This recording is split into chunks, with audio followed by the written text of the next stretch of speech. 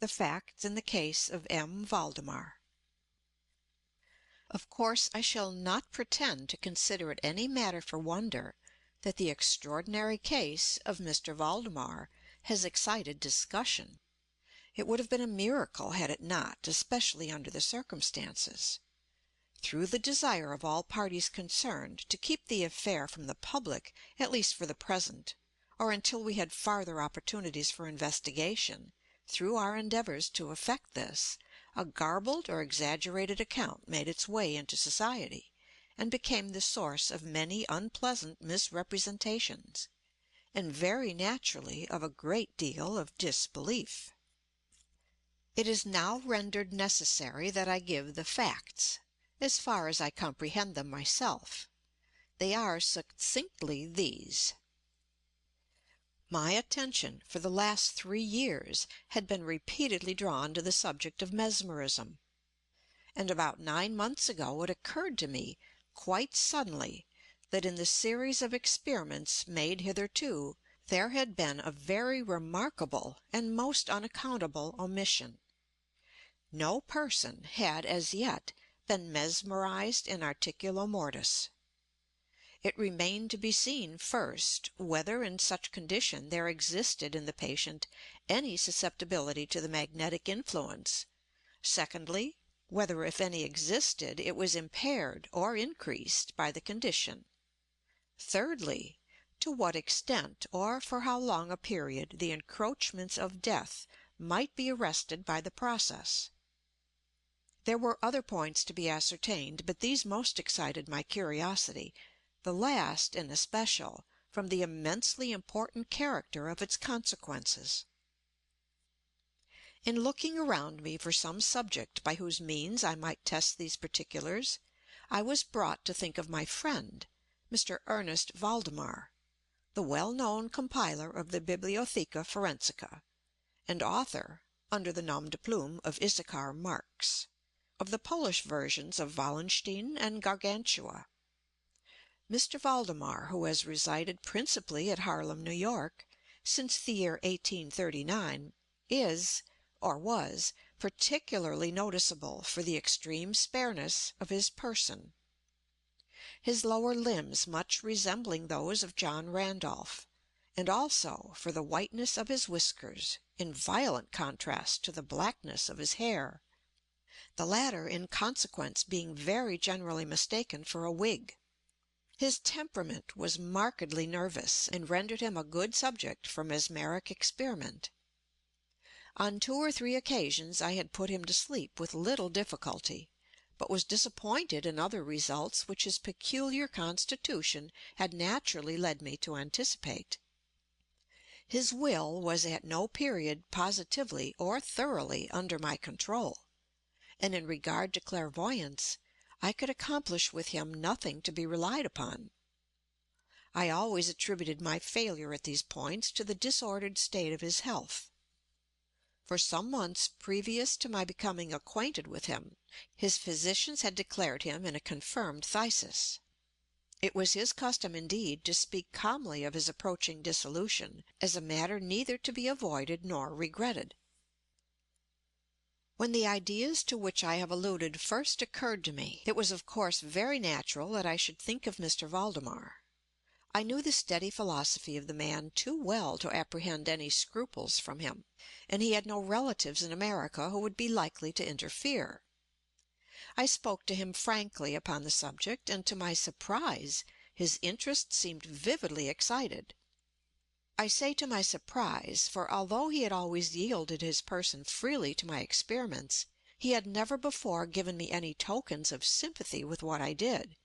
His disease was of that character which would admit of exact calculation in respect to the epoch of its termination in death, and it was finally arranged between us that he would send for me about 24 hours before the period announced by his physicians as that of his decease. It is now rather more than 7 months since I received from Mr. Valdemar himself the subjoined note: "My dear P., you may as well come now. D. and F. are agreed that I cannot hold out beyond tomorrow midnight, and I think they have hit the time very nearly. Valdemar." I received this note within half an hour after it was written, and in 15 minutes more I was in the dying man's chamber. I had not seen him for 10 days, and was appalled by the fearful alteration which the brief interval had wrought in him. His face wore a leaden hue, the eyes were utterly lustreless, and the emaciation was so extreme that the skin had been broken through by the cheek bones.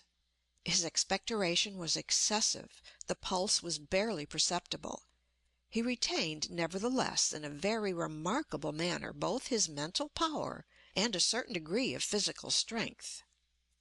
He spoke with distinctness, took some palliative medicines without aid, and, when I entered the room, was occupied in penciling memoranda in a pocket-book. He was propped up in the bed by pillows. Doctors D and F were in attendance. After pressing Valdemar's hand, I took these gentlemen aside and obtained from them a minute account of the patient's condition. The left lung had been for 18 months in a semi-osseous or cartilaginous state, and was of course entirely useless for all purposes of vitality. The right, in its upper portion, was also partially, if not thoroughly, ossified, while the lower region was merely a mass of purulent tubercles, running one into another. Several extensive perforations existed, and at one point permanent adhesion to the ribs had taken place. These appearances in the right lobe were of comparatively recent date.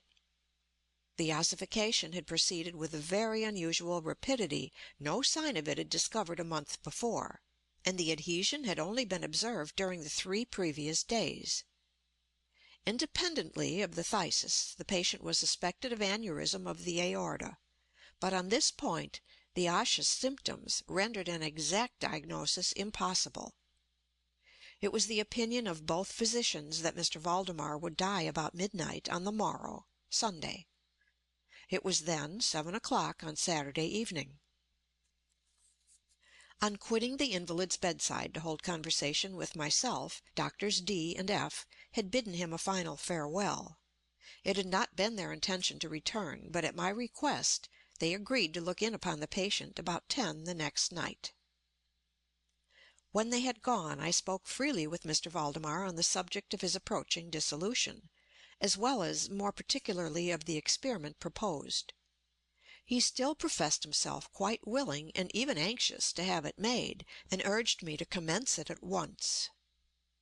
A male and a female nurse were in attendance, but I did not feel myself altogether at liberty to engage in a task of this character with no more reliable witnesses than these people, in case of sudden accident, might prove. I therefore postponed operations until about 8 the next night, when the arrival of a medical student with whom I had some acquaintance, Mr. Theodore L., relieved me from farther embarrassment. It had been my design originally to wait for the physicians, but I was induced to proceed, first, by the urgent entreaties of Mr. Valdemar, and secondly, by my conviction that I had not a moment to lose, as he was evidently sinking fast. Mr. L. was so kind as to accede to my desire that he would take notes of all that occurred, and it is from his memoranda that what I now have to relate is for the most part either condensed or copied verbatim.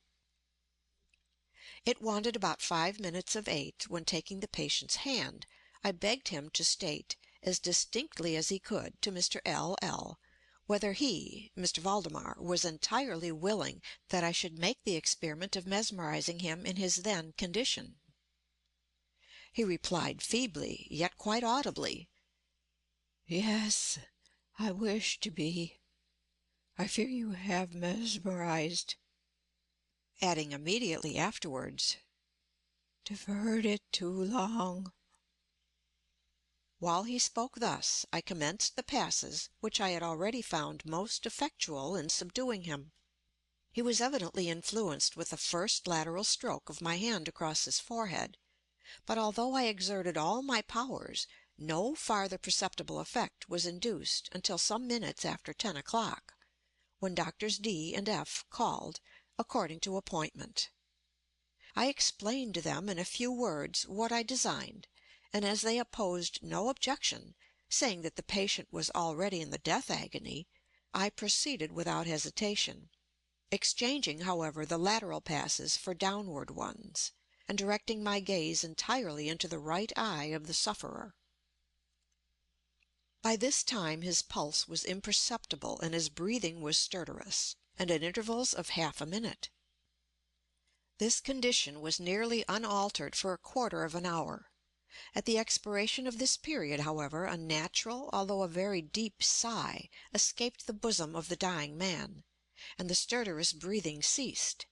That is to say, its stertorousness was no longer apparent. The intervals were undiminished. The patient's extremities were of an icy coldness.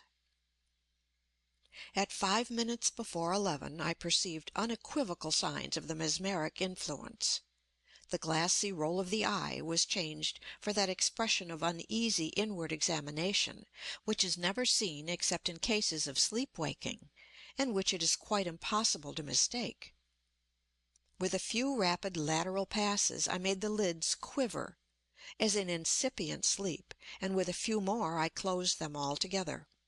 I was not satisfied, however, with this, but continued the manipulations vigorously and with the fullest exertion of the will, until I had completely stiffened the limbs of the slumberer, after placing them in a seemingly easy position. The legs were at full length, the arms were nearly so, and reposed on the bed at a moderate distance from the loin. The head was very slightly elevated. When I had accomplished this, it was fully midnight, and I requested the gentlemen present to examine Mr. Valdemar's condition. After a few experiments, they admitted him to be in an unusually perfect state of mesmeric trance. The curiosity of both the physicians was greatly excited. Dr. D resolved at once to remain with the patient all night, while Dr. F took leave with a promise to return at daybreak. Mr. L and the nurses remained. We left Mr. Valdemar entirely undisturbed until about 3 o'clock in the morning, when I approached him and found him in precisely the same condition as when Dr. F went away. That is to say, he lay in the same position. The pulse was imperceptible, the breathing was gentle, scarcely noticeable unless through the application of a mirror to the lips. The eyes were closed naturally, and the limbs were as rigid and as cold as marble. Still, the general appearance was certainly not that of death. As I approached Mr. Valdemar, I made a kind of half effort to influence his right arm into pursuit of my own, as I passed the latter gently to and fro above his person. In such experiments with this patient had never perfectly succeeded before, and assuredly I had little thought of succeeding now. But to my astonishment his arm very readily, although feebly, followed every direction I assigned it with mine. I determined to hazard a few words of conversation. "Mr. Valdemar," I said, "are you asleep?" He made no answer, but I perceived a tremor about the lips, and was thus induced to repeat the question again and again. At its third repetition his whole frame was agitated by a very slight shivering. The eyelids unclosed themselves so far as to display a white line of the ball, the lips moved sluggishly, and from between them in a barely audible whisper issued the words, "Yes, asleep now. Do not wake me. Let me die so." I here felt the limbs and found them as rigid as ever. The right arm, as before, obeyed the direction of my hand. I questioned the sleep-waker again. "Do you still feel pain in the breast, Mr. Valdemar?" The answer now was immediate, but even less audible than before. "No pain. I am dying." I did not think it advisable to disturb him farther just then, and nothing more was said or done until the arrival of Dr. F, who came a little before sunrise, and expressed unbounded astonishment at finding the patient still alive.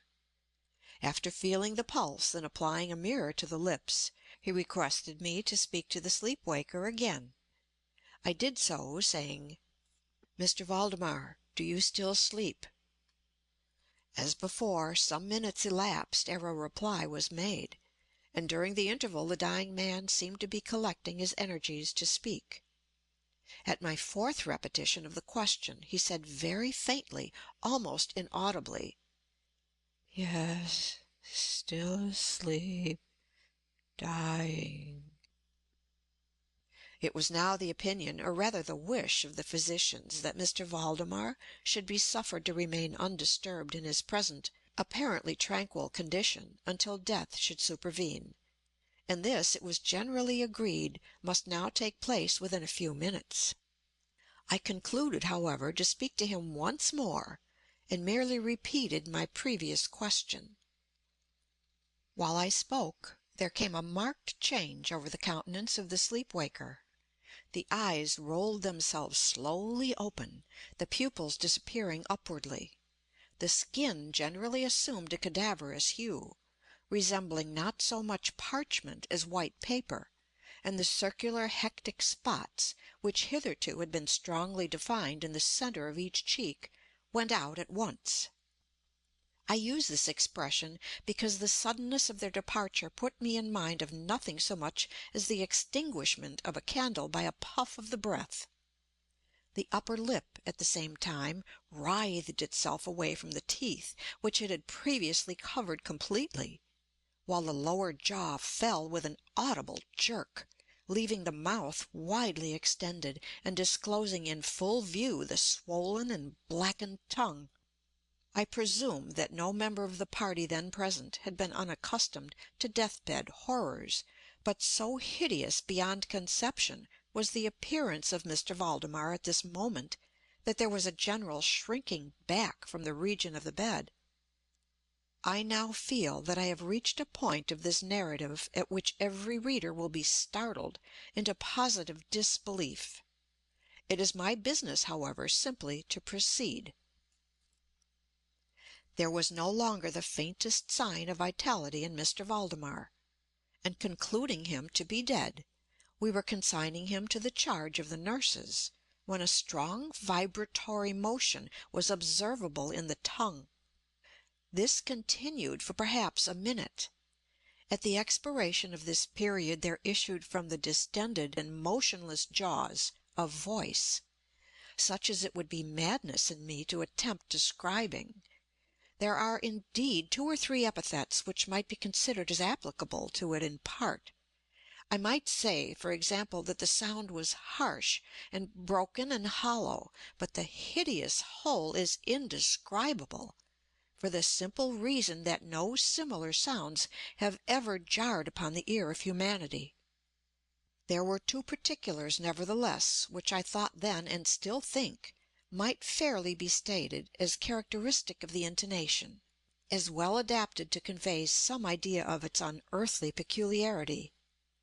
In the first place, the voice seemed to reach our ears, at least mine, from a vast distance, or from some deep cavern within the earth.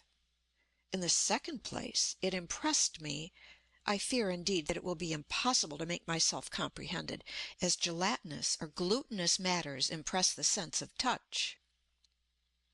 I have spoken both of sound and of voice. I mean to say that the sound was one of distinct, of even wonderfully, thrillingly distinct syllabification. Mr. Valdemar spoke, obviously in reply to the question I had propounded to him a few minutes before. I had asked him, it will be remembered, if he still slept. He now said: "Yes, no, I've been sleeping, and now I am dead." No person present even affected to deny, or attempted to repress, the unutterable, shuddering horror which these few words, thus uttered, were so well calculated to convey. Mr. L—l, the student, swooned. The nurses immediately left the chamber, and could not be induced to return. My own impressions I would not pretend to render intelligible to the reader. For nearly an hour we busied ourselves, silently, without the utterance of a word, in endeavors to revive Mr. L—l. When he came to himself, we addressed ourselves again to an investigation of Mr. Valdemar's condition. It remained in all respects as I have last described it, with the exception that the mirror no longer afforded evidence of respiration. An attempt to draw blood from the arm failed. I should mention, too, that this limb was no farther subject to my will. I endeavored in vain to make it follow the direction of my hand. The only real indication, indeed, of the mesmeric influence was now found in the vibratory movement of the tongue, whenever I addressed Mr. Valdemar a question. He seemed to be making an effort to reply, but had no longer sufficient volition.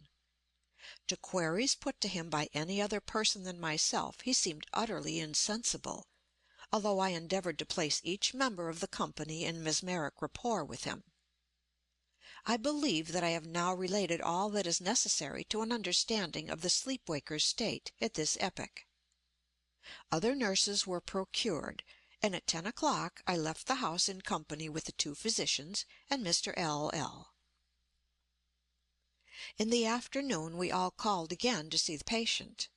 His condition remained precisely the same.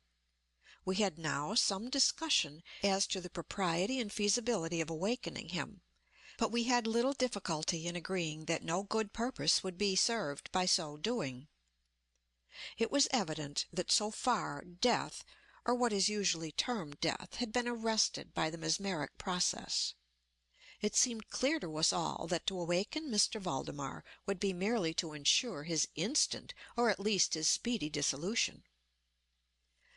From this period until the close of last week, an interval of nearly 7 months, we continued to make daily calls at Mr. Valdemar's house, accompanied now and then by medical and other friends.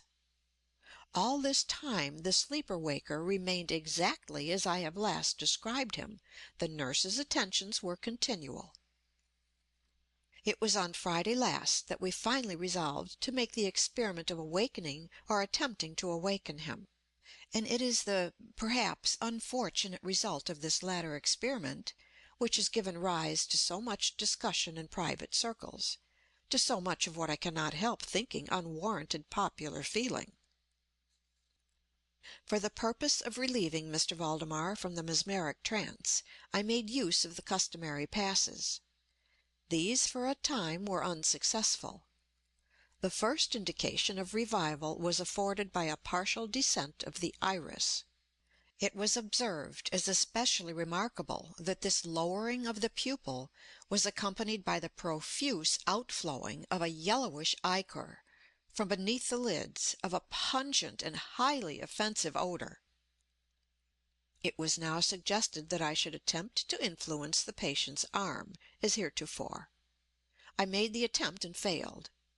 Dr. F then intimated a desire to have me put a question. I did so, as follows: "Mr. Valdemar, can you explain to us what are your feelings or wishes now?"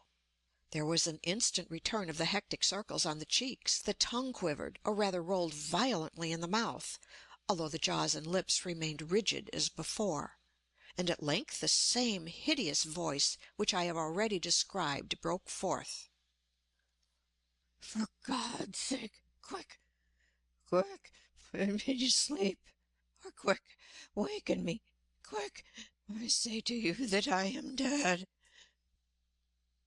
I was thoroughly unnerved, and for an instant remained undecided what to do.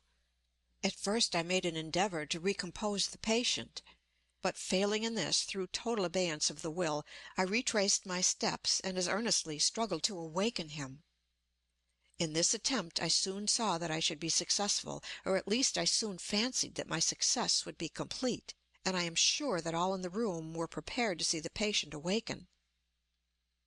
For what really occurred, however, it is quite impossible that any human being could have been prepared. As I rapidly made the mesmeric passes, amid ejaculations of "Dead! Dead!" absolutely bursting from the tongue and not from the lips of the sufferer, his whole frame at once, within the space of a single minute, or even less, shrunk, crumbled, absolutely rotted away beneath my hands. Upon the bed, before that whole company, there lay a nearly liquid mass of loathsome, of detestable putridity. End of the Facts in the Case of M. Valdemar. Recording by Pamela Krantz.